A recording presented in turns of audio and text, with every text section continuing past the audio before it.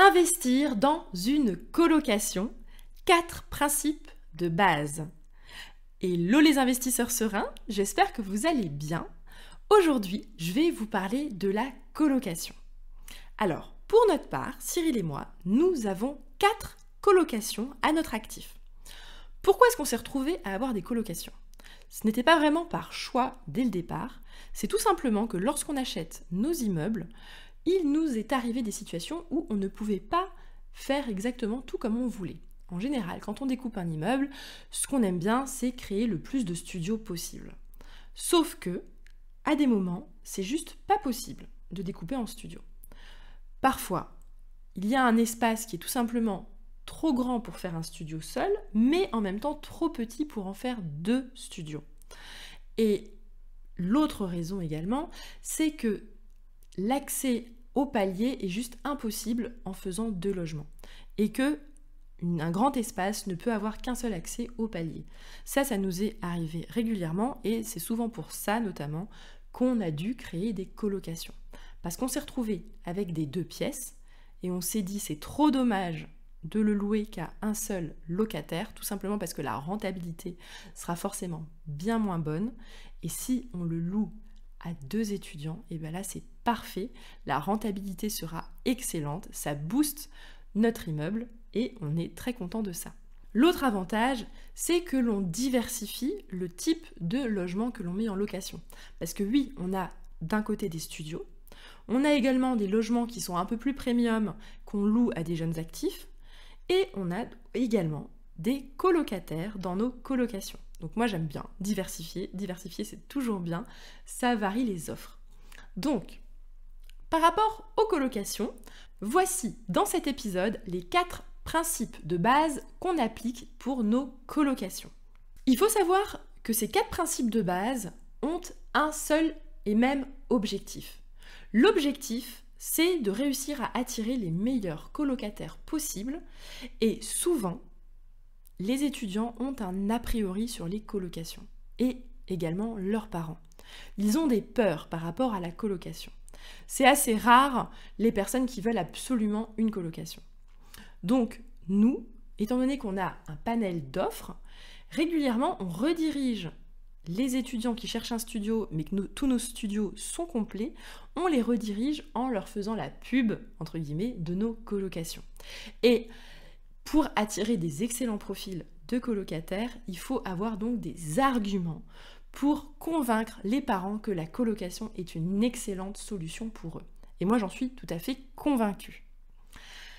Pour la petite anecdote, moi, quand j'étais jeune, j'étais à l'internat, donc j'ai beaucoup habité avec d'autres étudiants, entre guillemets, en proximité, et ça a été une richesse, donc je considère que c'est aussi une belle chose pour eux d'être en colocation. Le premier principe, c'est de réunir des étudiants toujours du même type. C'est-à-dire, on ne va pas mélanger une première année en médecine où on doit bosser comme un malade avec quelqu'un qui est en 5e année d'études, qui a terminé ses examens, qui est entre guillemets dans un type d'études qui n'est plus du tout aussi demandeur en temps de travail et où la personne va beaucoup plus vouloir faire la fête. Donc l'idée, c'est vraiment d'essayer de rassembler les étudiants du même type le plus possible. Alors, l'astuce que nous on utilise, c'est notamment de contacter directement les universités que vous voulez cibler, qui sont proches de votre colocation, et du coup de mettre des annonces au sein même de l'université. Ça, c'est une technique qu'on utilise quasiment depuis le début et qui est extraordinaire parce qu'en plus de ça, on n'a même pas besoin de mettre des annonces sur le bon coin, ça appelle tout seul grâce au référencement au sein même des écoles qui sont proches de nos colocations. Le deuxième principe de base, c'est également pour lever un frein et donc attirer les colocataires, c'est de ne pas faire le fameux bail de colocation. Parce qu'en général, un bail de colocation, les 2 colocataires sont solidaires du paiement des loyers de l'autre colocataire. Et ça, c'est vraiment un frein et on ne veut pas que les personnes aient peur de cela.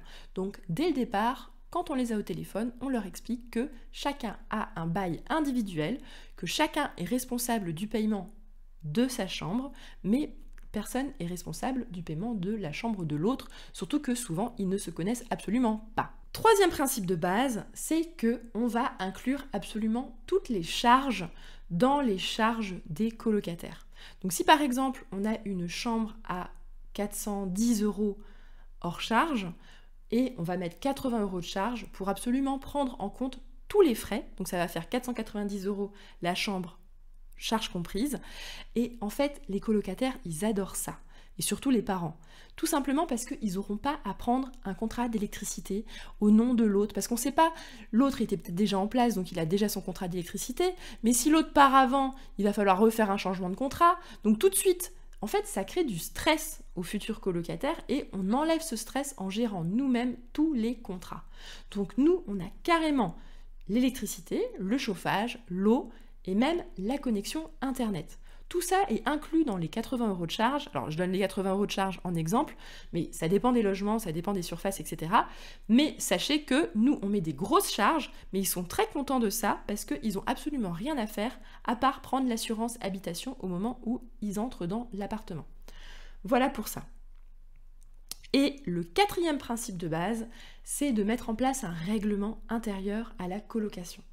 Nous, ce qu'on fait, c'est que à l'entrée, lors de la signature du bail, on a également un document de règlement que à la fois les garants et le colocataire doivent signer et ça explique les règles de vie du logement. Ça peut être les heures où on considère qu'il ne doit plus y avoir de bruit. On inclut également le fait que c'est un appartement non fumeur, qu'il est strictement interdit de fumer au sein de l'appartement.